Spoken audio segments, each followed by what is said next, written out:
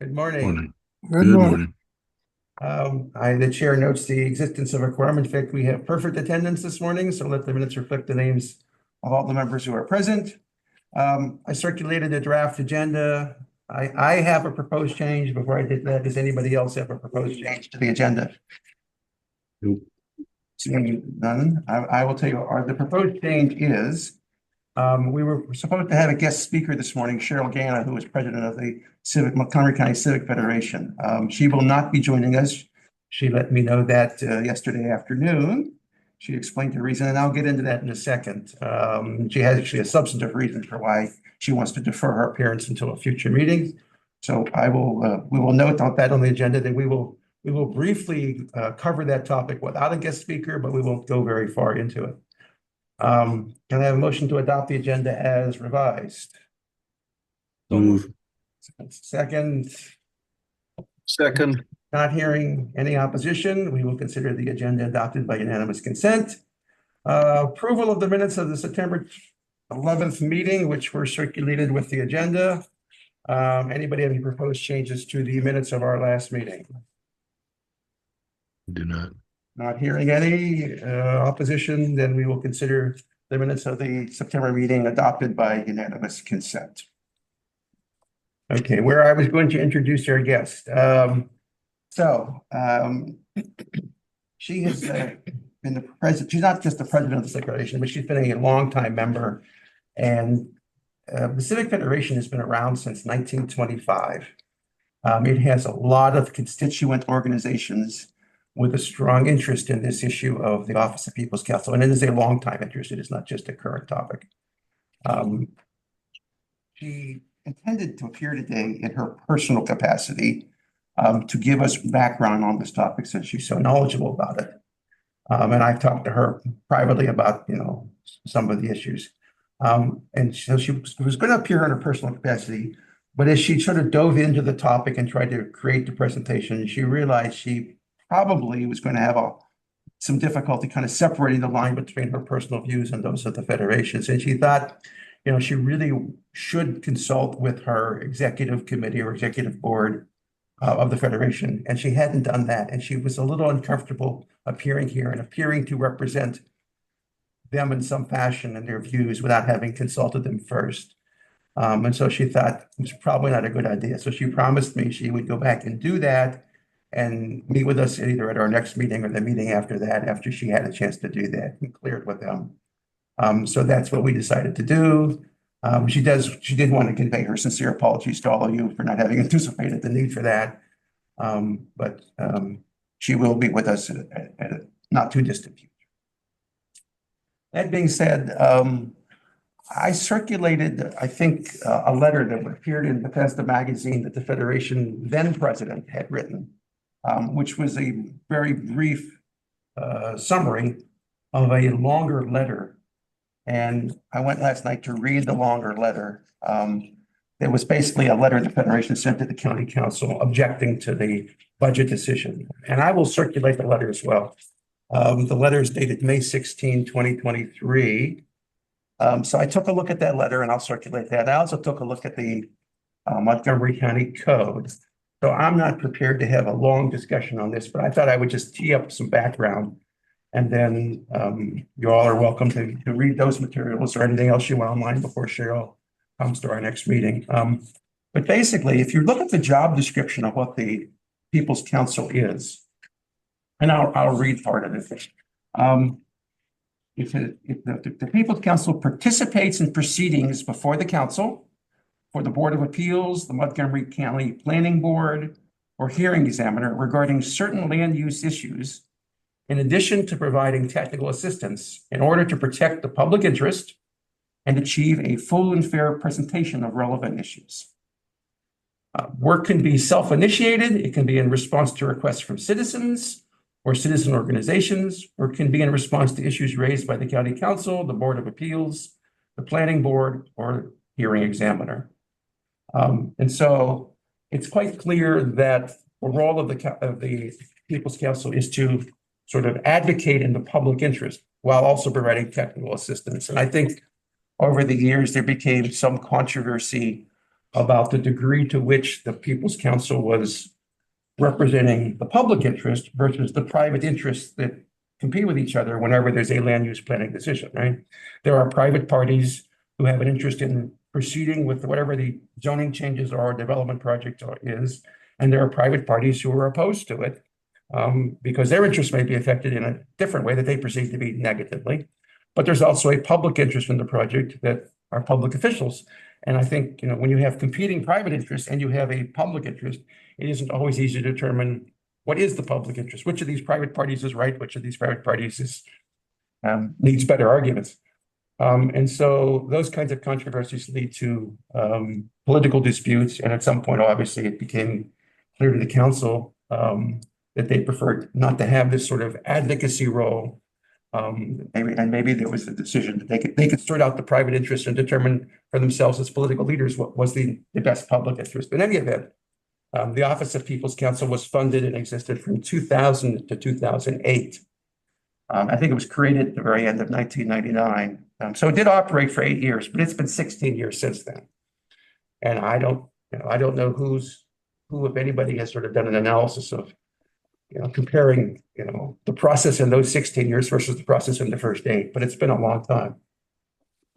Last year, I believe sometime in early 2023, just as we were forming this body, there was an attempt, a bill was introduced that would sort of take the Office of People's Counsel and replace it with a different type of structure, where it would be an office that made sure that folks that were involved in the land use planning process had the assistance they needed and the information they needed to make the process work more smoothly, sort of a facilitator role and an information clearinghouse role, but not have an advocacy role. Apparently, that didn't get a whole lot of support, and there was still a lot of controversy about whether we really should have sort of an advocate.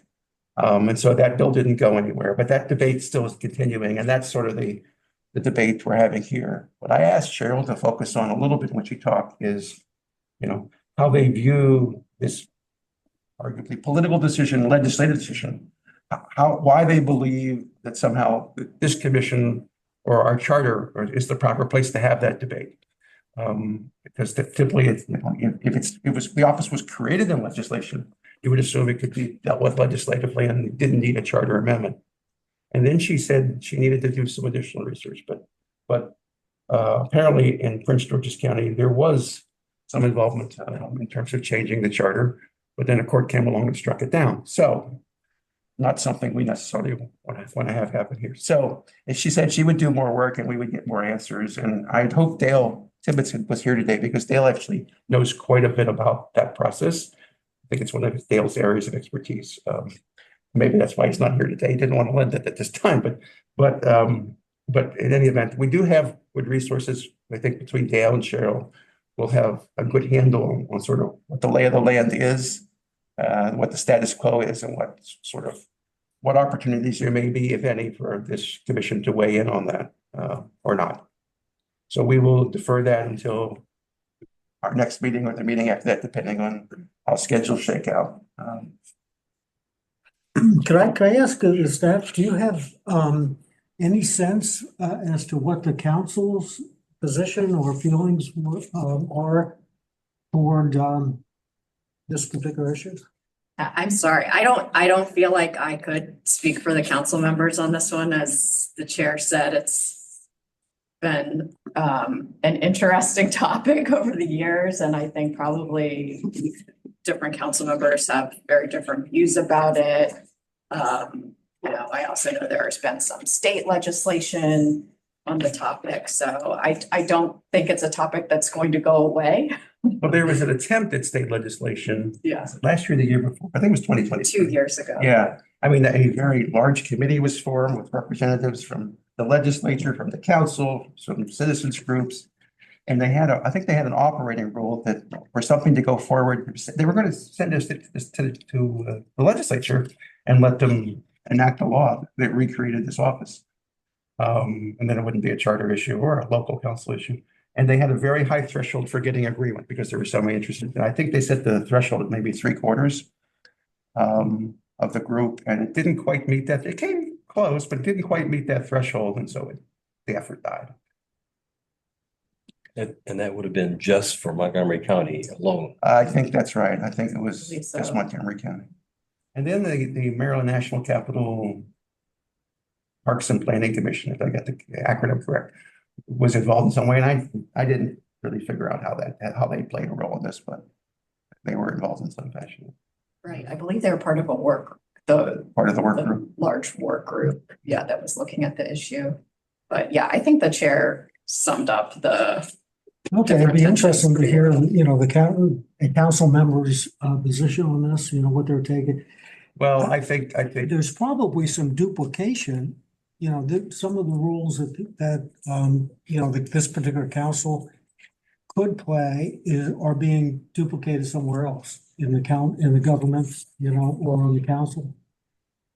I have not heard that, so. I don't know. yeah, I don't know, I mean, there's the Office of Consumer Protection, but obviously it doesn't specialize in, land use. No, they clearly do not get involved in housing or land use issues. I was on an advisory council for the Office of Consumer Protection for 4 years. And I chaired that for a little while, and they do not get involved in these issues. Okay, how about the planning board? I mean, some members of the planning board would, their offices are open. People can, if they have a planning issue or zoning issue. I'm just asking what, We need to get Conda Keeley back. It's So- her expertise. Can I throw something in about my years in government, which is that I don't think any council that I ever worked for or with would want to have somebody on their payroll basically questioning the decisions that they were advocating for in the planning and zoning board and in the planning and zoning development of their area. And so my gut says that this is not going to be very popular with elected officials, but that's just me. And building on what Jeff was saying, this was established by statute, has been eliminated by lack of council action. They pretty much spoken on this, and we don't really get to do anything without them okaying it, as we found from the last round of recommendations. It all goes before the council. If there was a majority of a council to do one thing or another with the People's Council, they would have done it. There's nothing we're going to uncover. I'm skeptical that there could be anything that we're going to uncover that's going to make them go, oh, gosh, we missed that. Thank you for your wisdom. Now we'll change our opinion. I definitely think we should look into the issue, and I look forward to hearing from the representative. But this is an issue that seems like it's going to be a lot of work. This could potentially be a lot of work with no payoff, because the council, whatever we put before the council, they get to vote on. They get to vote on all the stuff that they've decided already about the council. There's no difference between the two, trains of thought. Yes. And then the other thing is that our council is going to change its leadership next month. Right. We have an incoming president, and we will have an opportunity. I'll certainly ask her. Presumably, it's Kate Stewart, because she's the vice president now. But if it is Kate, we will ask her when she wants to appear before I assume that when you take office, there's some hectic scheduling involved, and so whether she'll be able to appear here in January or it'll take longer in February, whatever, we'll see.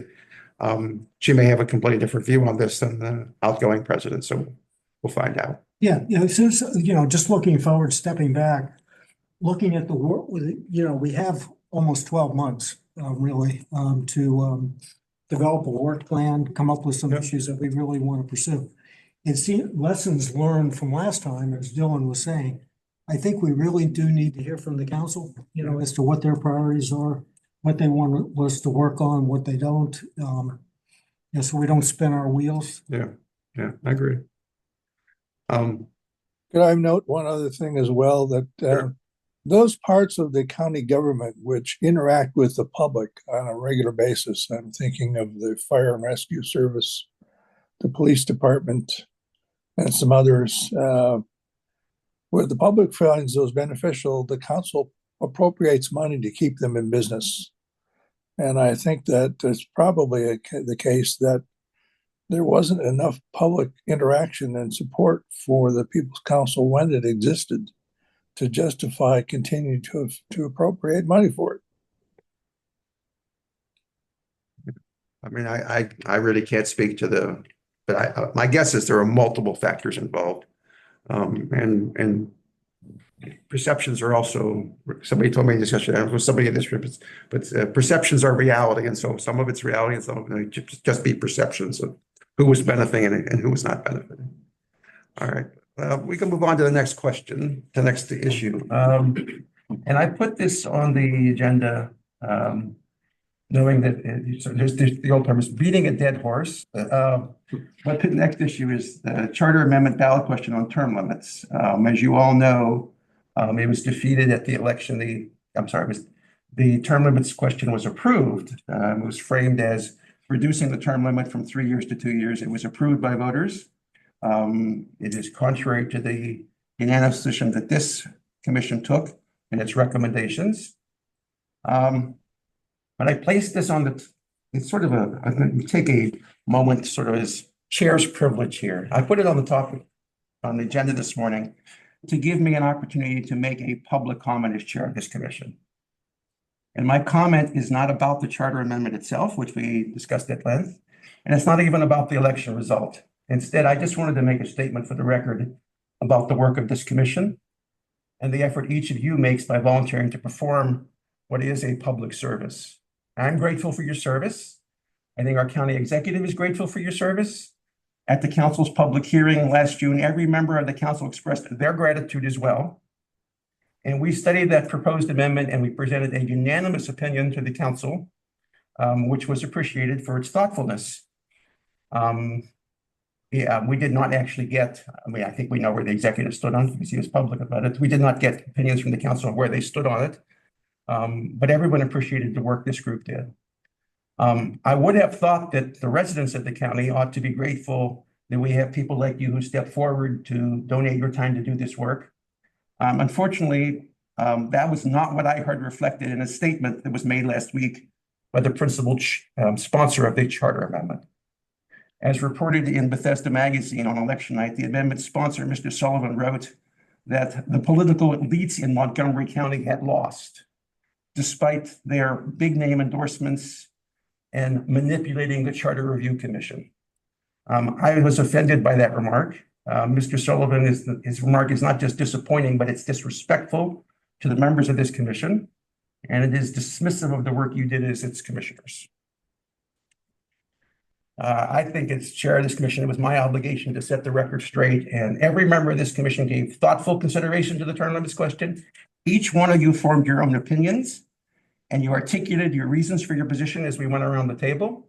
None of our elected officials came to lobby us on this issue, and none of us made our decisions based on efforts to be manipulated by our elected leaders. So when Mr. Sullivan says you were manipulated by political elites, he implies you were not capable of studying the issue or coming to your own conclusions independently. Well, of course, he is wrong. And he mischaracterized this commission's work after choosing to bypass this commission in the first place entirely in terms of bringing a proposed charter amendment to this group. He did not attend any of our meetings, even though he started advocating for this amendment as far back as March of 2023. And I found it as unfortunate. It's not the first time that he disrespected and denigrated the work of this commission because we disagreed with him. I don't know if you're aware of this, but after I presented the commission's report to the council last June, he took a soundbite from my testimony and posted it on his social media page or his advocacy group for the charter amendment with the suggestion that this commission may have acted illegally by providing its opinion to the council on the issue. So as the chair of this body, I just wanted to go on record disapproving of his mischaracterization and disregard for the members of this commission and their work. You are folks who all volunteer your time to perform public service, and I find it most unfortunate. And with that, I will end that topic. And if anybody has any comments, I'm glad to entertain them. Well, can I say that if the Charter Commission was manipulated, it was extremely subtle because I don't know who spoke to us on this issue at all. We discussed Subtle and this- unsuccessful. we talked about this amongst ourselves and didn't hear from anyone else. And so I have no idea who the political elites are that he's referring to. I don't recall hearing any advertising. I saw a couple signs, and there was something in the League of Women Voters voter guide about the amendment, but I don't recall any big names that would have been associated with this in any way. So generally, I'm very skeptical when anything starts out with political elites as a group to be in some way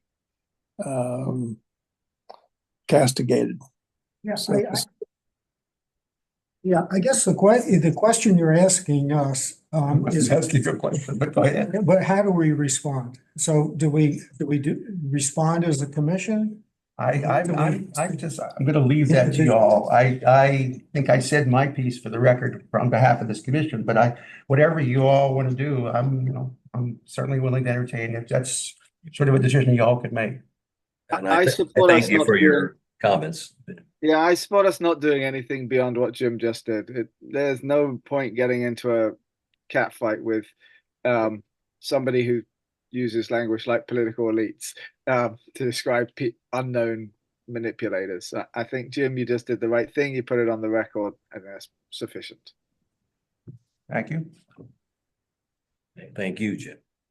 All right, so we will move on to our next topic, and that is the benefits of creating special taxing districts. And Mr. Persh has asked for this to be on the agenda, and so I will defer to him, and I will tell him that I did try to watch that video that you directed me to, and I don't know if it was my computer was I had a hard time watching the video and following it, but I don't think it was a really high quality Zoom product, frankly, but Yeah, about halfway through, if you pick it up at the 55 minute mark, it's a little garbled. But about halfway through, the sound becomes a little clearer.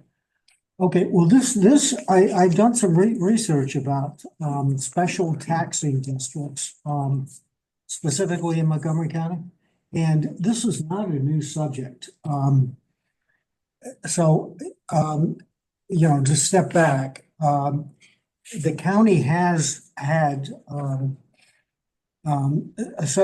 revenue and expenses need to be matched up in any organization. And so the county has tried to balance, as we know as taxpayers and county residents, has tried to balance the proper amount of revenue and the proper expenses over the years. And they've raised revenue in different ways over the last 50 years. 60 years. The idea of special taxing districts is just, of course, the mention of taxes is kind of is not people's favorite word, but raising revenues is an important part of any organization, particularly a county government.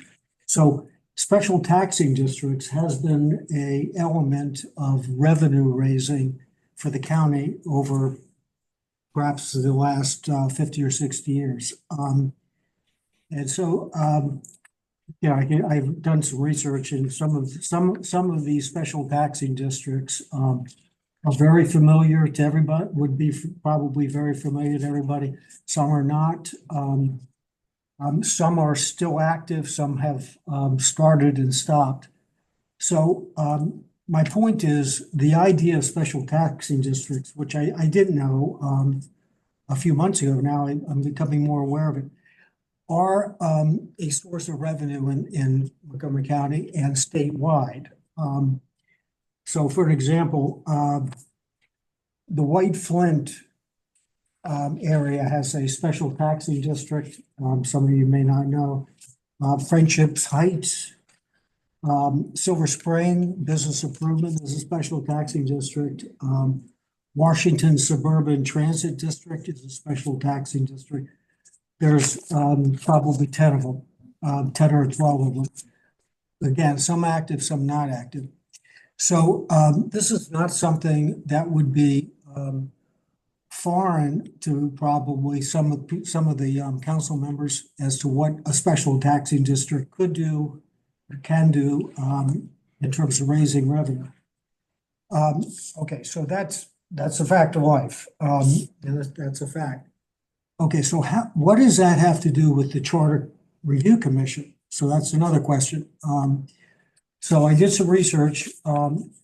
I don't profess to be an expert on state law, but there is a state act that permits counties around the state of Maryland to create special taxing districts. And some of the counties, for an example, Anne Arundel, have put provisions in their charter to govern or regulate the special taxing districts. Other counties have done the same. I guess the question for the next 12 months to me is this a subject that the commission would be, interested in pursuing, to make put some provision in the charter, in the Montgomery County Charter, that would outline how the Montgomery County would handle a special taxing district. Right now, there's no mention whatsoever that I could find in the county charter that covers special taxing districts at all.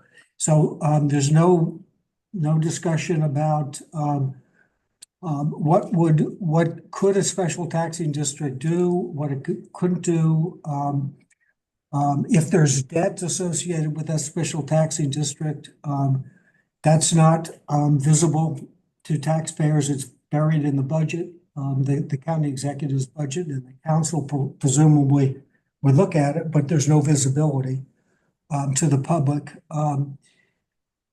What are the measurements? What are the metrics? Is a special taxing district actually performing? Is it producing what people expected it to do? Is it still active? For an example,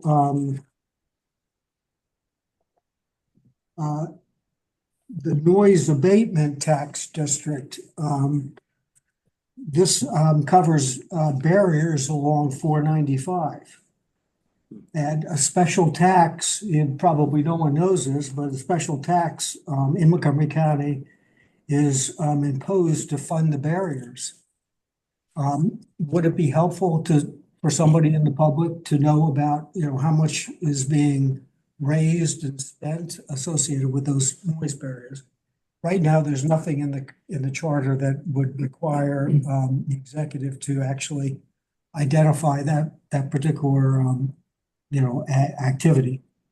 So what I'm proposing is the commission keep this on the table. We can't make any decisions right now, or maybe this will be the end of the discussion. But what I'd like to do is have invite a council member, invite a representative from the executive's office to come here and come to the commission meeting. And since the executive has raised this as a means of raising some revenue, restructuring taxes in Montgomery County, discuss with the Charter Commission why or how we could be of help, perhaps, in his quest to restructure the taxes. And I'd like to get a perspective from the council as to what their feelings are.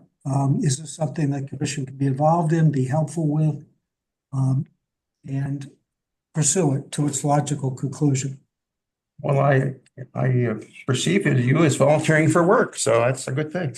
But let me ask it. I think that before we would have a council member address this body, it would probably help if we sort of refine the question. And the way I'm hearing you is that all of the taxing power that the county has comes from a delegation up by the state, right? The state law delegates to the county exactly what its taxing powers are.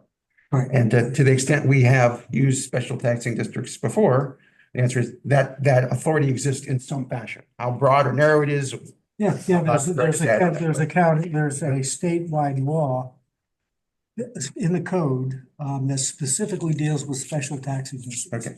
So the question I would ask is, if the state has delegated that authority to the county, right? First question I'd want to ask is, tell me what about that delegation is either unclear or not specific enough or insufficient.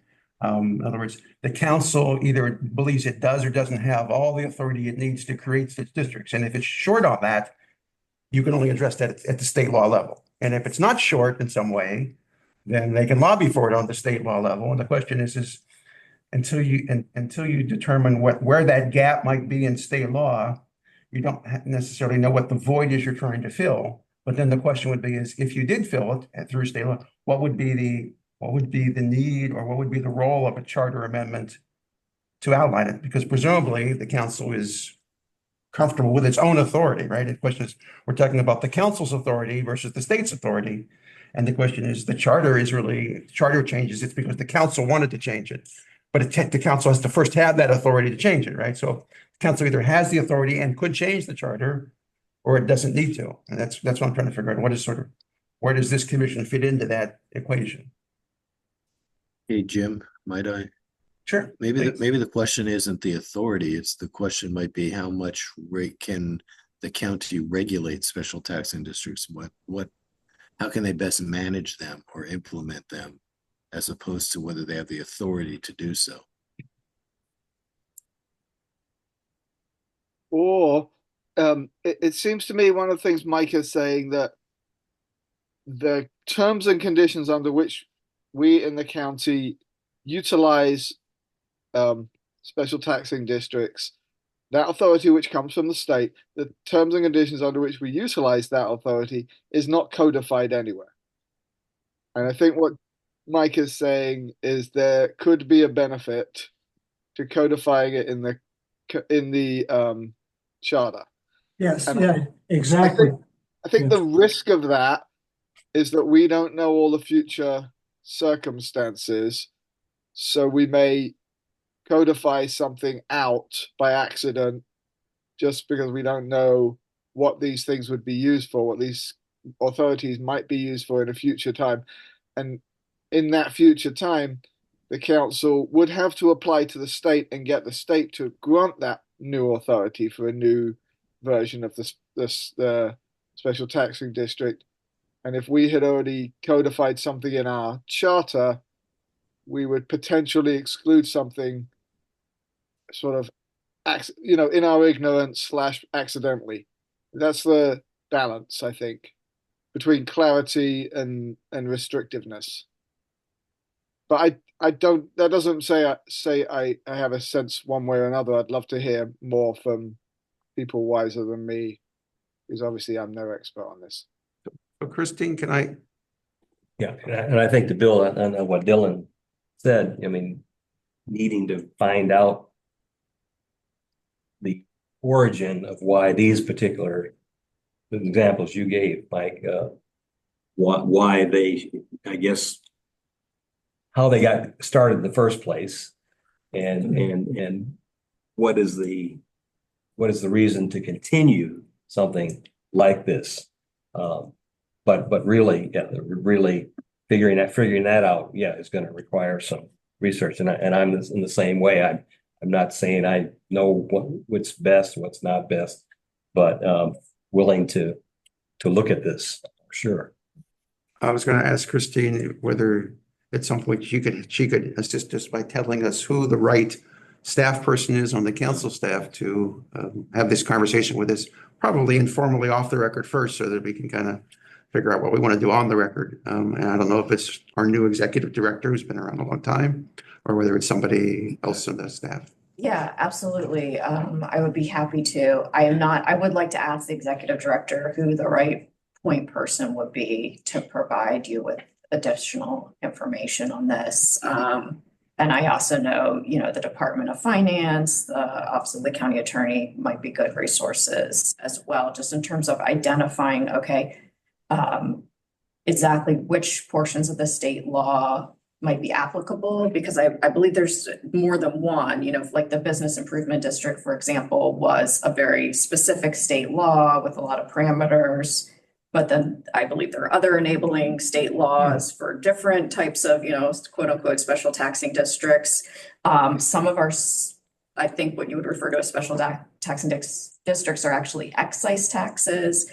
And so I think it's kind of a whole smattering of different types of authorities. And so, yeah, I think it'll be great for you all to be able to get more information. Obviously, I'm not an expert, so, but I'm happy to identify folks.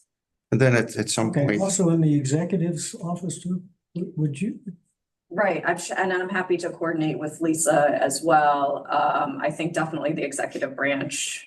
Yeah, I don't know, you might want the Office of the County Executive in particular, because I'm not sure the nature of his proposal.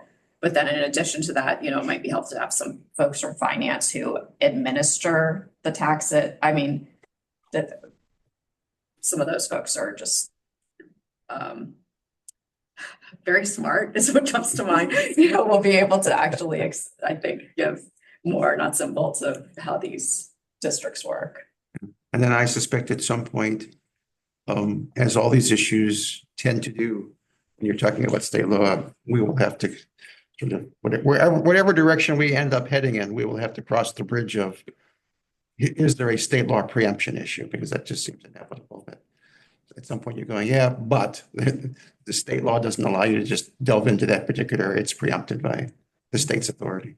Right, and this is one area, property taxation is an area where the state has fully preempted us. So we do need, for kind of anything we want to do in this area, we need some type of state enabling legislation, just as a clearly- general rule. Yeah, clearly some have been established Exactly, before. yeah.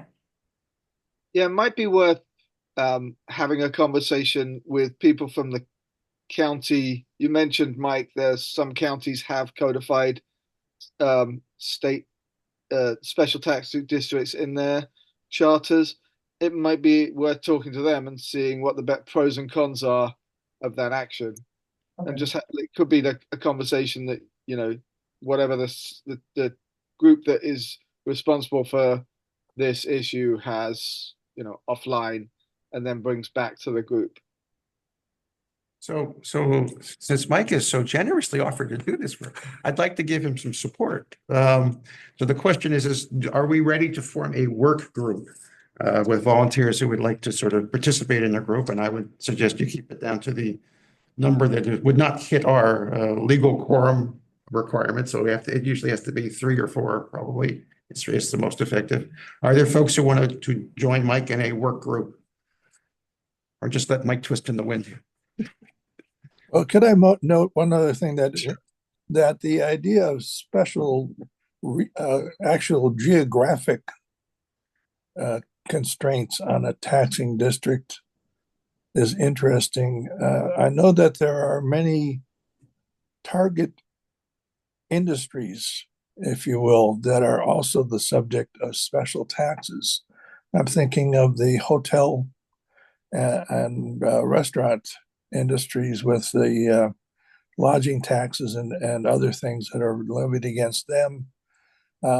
Each of the utilities, Pepco and Washington Gas and others also pay, we pay through them fees and taxes to the county and the state based on some authority from the county to levy those taxes. I don't know that those are the results of a special taxing district as much as the authority of the county to develop some tax which is collected from some of us, but not all of us. And I also want to agree with the idea that we should look at what the other counties in the state have done in terms of charter amendments to clarify or impose or authorize special taxing districts. And I'd be curious to know from the finance people how they enforce and track the actual payment of the taxes that are due now with the special provisions that apply to just select groups or entities within the county. Yeah, Anne Arundel, I have a copy of the chart, page in the charter. But they would be a target, since they're close by and they've implemented some sort of a charter amendment, or chart, there's a clause in the charter that deals with special taxing districts. So, I'm not sure who would do the outreach to Anne Arundel if we wanted to look. Well, I'm not sure we have to. When we did the review of the proposal to change the voting requirement for taxation, which we addressed last year, we merely looked at the actual written charters of each of the counties in the state, and did not, as far as I recall, interview anyone from any of those other counties. We just did a document review and picked out the provisions in those county charters that related to that taxing authority. I guess just the amount of agreement that had to exist within the county council in David, order to deal with taxes. in this case, I think there'd be benefit in talking to somebody from Anne Arundel County to hear from them what they think the advantages and disadvantages of having it codified in their charter. Because clearly every county in the state has the same authorities handed down from the state. I mean, as the same option to have authorities handed down from the state. And some have their authorities codified, or the limits to their authorities codified, the boundaries they're codified, and some don't. So it would be interesting to know, if we want to go into this field, what they thought the benefits were. Because maybe, I mean, we wouldn't know what those benefits are until we got there. And we certainly wouldn't know what the downfalls were either. So, they did it. They must have thought there was some reason to do it. They must have thought they were deriving some benefit by doing it. So, like, that would be why we would reach out to them, because it's a matter of opinion. Okay, well, Jim, if it's okay, I will take that on. And I have a cousin who lives in Anne Arundel, and he's connected a little bit, so. all right. And then I will ask anybody who would like to volunteer to be part of Mike's work group, send an email message to Mike and copy me, and we will move forward with that. I'd like to invite David and Dylan as potential, folks. So, whatever. It's an open invitation to David. Well, I will accept as sort of putting the old team back together again, in a way. But Mike, I'll follow you anywhere. I love the congeniality of this group. It's a pleasure. Thank you. Some of the groups I'm involved in aren't so congenial. I don't want to put Howard on the spot, but would you have any insights into any at all your time on the council and all? No, I mean, I guess just generally, I think that public officials should be accountable for revenue and taxes. And so that's really the question I have, is what is the accountability mechanism? And that's would be my concern, but I have an open mind on it, and certainly very interested in any of the research. well, if I could interject one more thing, that as we did the research last year on the voting requirements for the budget and taxes, and we recommended that the council have a 2/3 majority requirement to make any changes in tax rates, that this is very closely related to that, if we're going to impose or authorize something in the charter to create a special taxing district, that we would get back to the same issue of what is the requirement? Does there have to be unanimity in the council to create a special taxing district, or a two-thirds majority, or a simple majority in order to enact something like that? I think it ties David, into that. there would have to be specific legislation authorizing it first. Like the state has to specifically authorize a specific type. So if there's a new taxing district, it's not something the council can do. They have to go lobby the state, and the state then authorizes, yes, you can create a district in Fairfax County to do, I don't know, to do noise abatement and levy a tax of this amount to do noise abatement. And then that gives the authority to the county to do a specific thing, sometimes geographical, sometimes subject matter wise. But all of that has to be authorized by the state, because until they say you specifically have that authority, we don't have the authority as a county. Well, that's also curious, because if someone was to advocate to the state legislature that a change like that needed to be made, would that be the responsibility of the county executive or the county council? Either. They have previously come from one of those two places, and highly unlikely to get advanced to the state level unless there's some level of unanimity, and highly unlikely for the state to accept it unless there's a large level of unanimity. That's not 100% guaranteed, but why would the state authorize such authority unless the county was coming in with a pretty unified perspective? Yeah, it would be, Montgomery County has a significant, maybe the largest county delegation in the legislature, and they meet as a delegation. And I would assume this would come under the category of local legislation, where the county's delegation first votes, and if it gets through the county's delegation, then it goes to the full general assembly. Well, I also wonder whether there's an element of demonstrating some need by the county government to raise additional revenue because the current sources of revenue are insufficient, as opposed to raising tax rates or improving collection. Is there a shortfall which is so significant that creating a special taxing district is necessary, or some other new problem which has never been encountered, such as noise abatement along I-40/95 or the ICC, where the public demand for a change in the environment of the highways has created a need that was not provided for through other budgeting and taxation.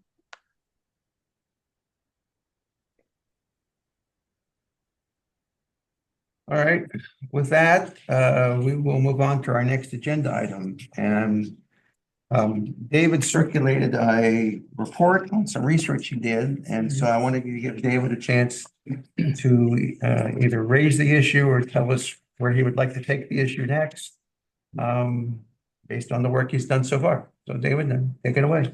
All right. Well, I had posed the question whether, specifically related to the proposed term limits amendment that was voted on recently, that the voters really weren't given a adequate sort of choices, that there may be some people who are opposed to term limits entirely. There may be some people who are in favor of term limits, but at a level of 2 years or 3 years or 2 terms or 3 terms or 4 terms or 5 terms.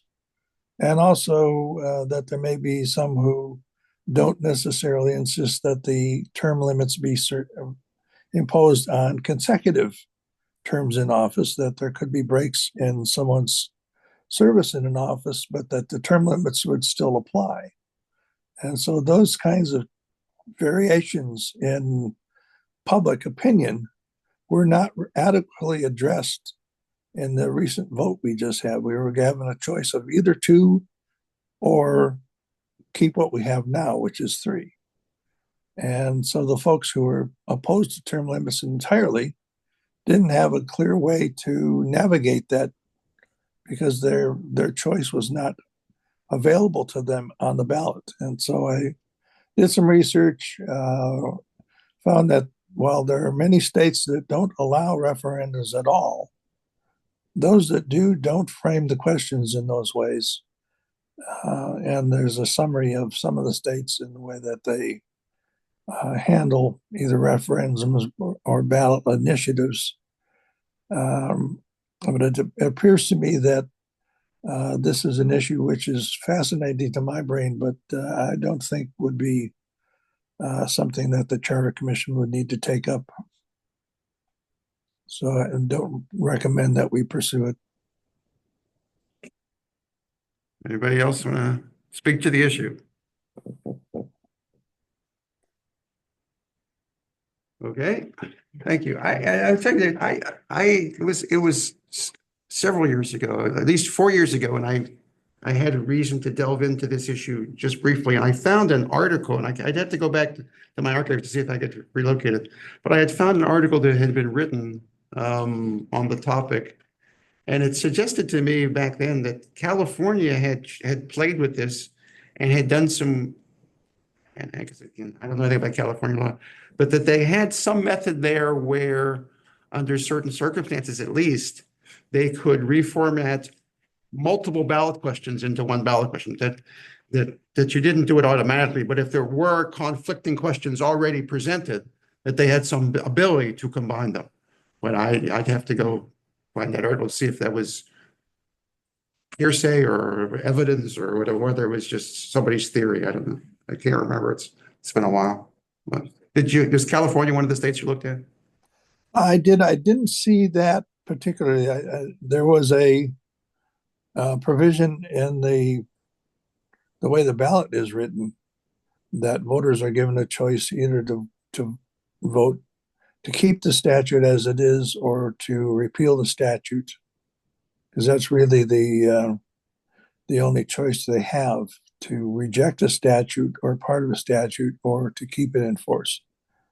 So that's not quite the same as making a modest change in the terms of the statute, say from imposing a 2-year term limit as opposed to having no term limits. And so I didn't see anything that addressed combining multiple competing initiatives into one question where the voters were given the choice to choose A, B, C, or D. You know, the multiple choice questions sometimes pose problems for people in any case, but I didn't, in the research I did, I didn't see anything that enabled that kind of combination of issues into one ballot question.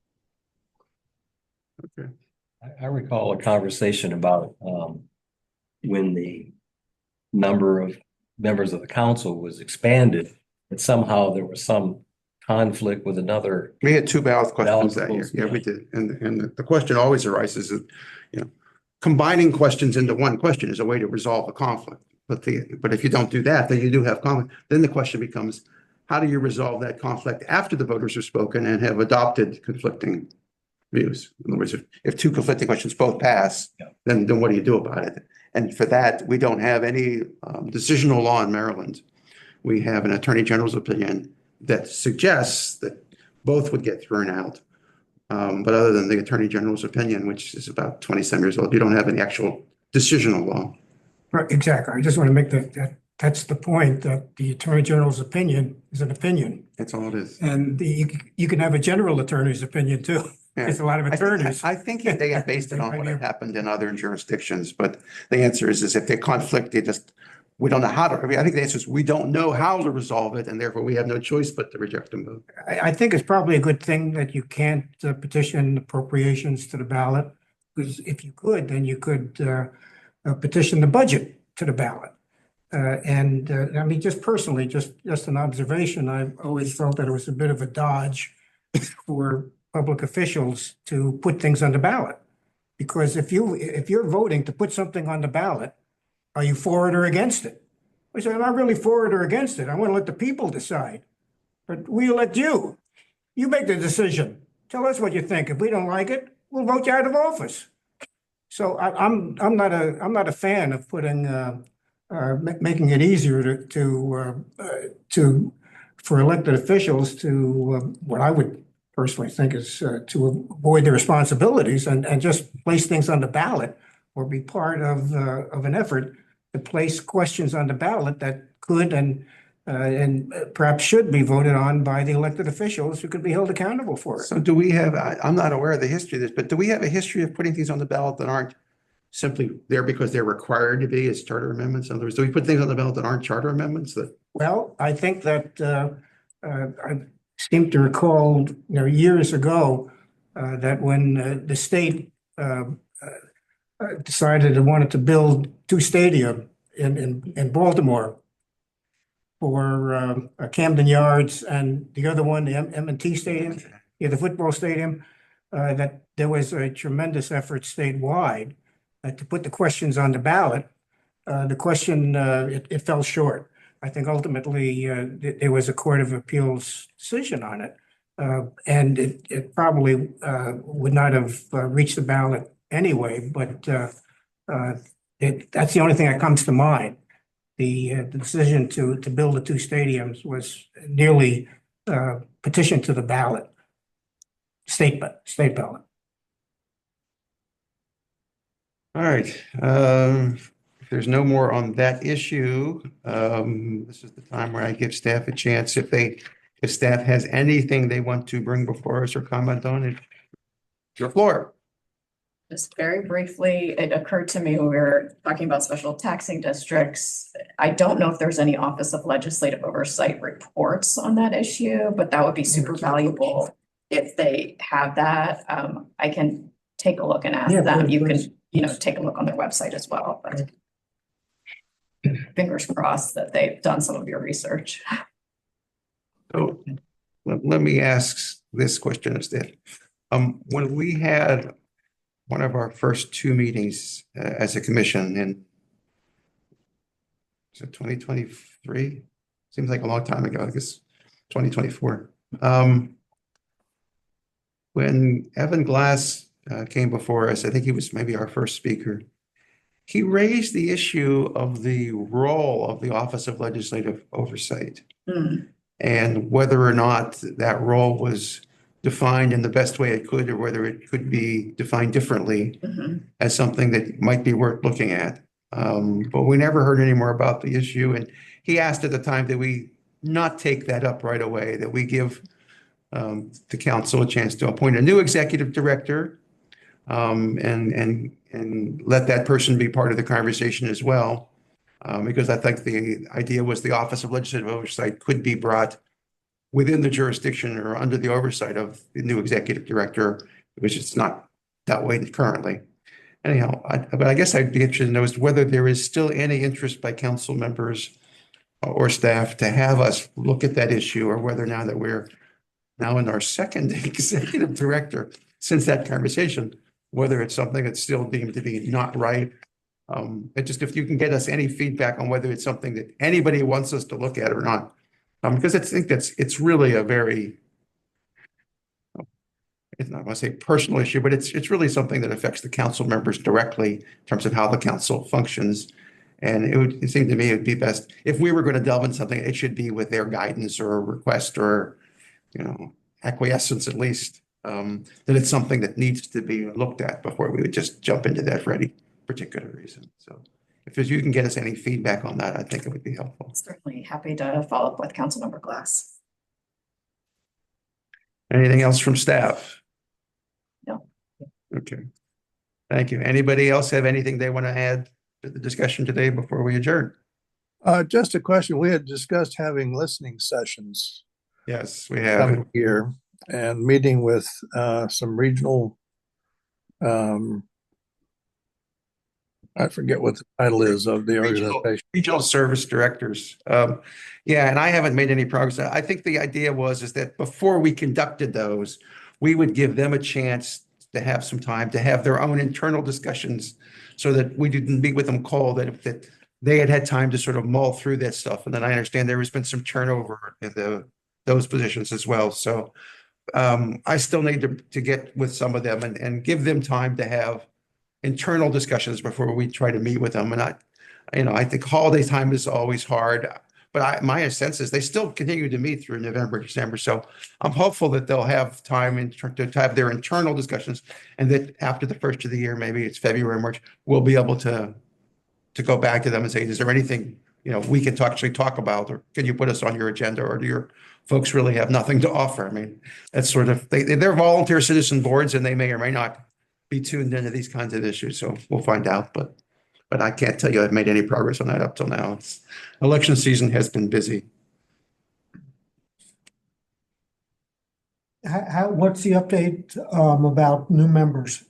On new members, I can tell you in a very informal, off-the-record conversation that our Office of the Executive Staff is working on it.